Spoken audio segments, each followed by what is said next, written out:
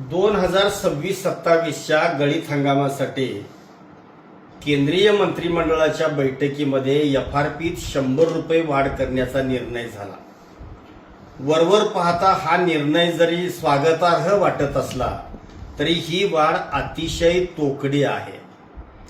कारण खत, पाणी आणि इंधनाच्या किमती आज गगनाला भिडलेल्या आहेत।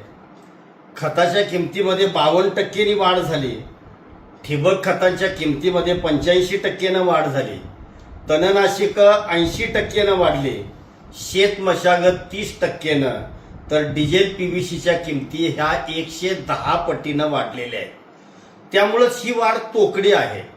साखरेचा दर किमान 4 ते 4.5 हजार रुपयाच्या घरात गेल्याशिवाय घसघशीत एफआरपी शेतकऱ्यांना मिळू शकत नाही, हे वास्तव आहे।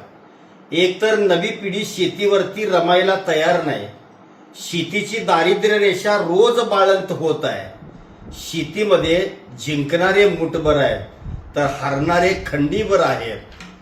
आजच्या घडीला शेतकऱ्याला जर चांगला भाव मिळायचा असेल तर प्रत्येक शेतीमालाची किमान आधारभूत किंमत निश्चित व्हायला पाहिजे आणि घसघशीत शेतीमालाला किंमत मिळाल्याशिवाय नवी पिढी या क्षेत्रामध्ये रमू शकणार नाही।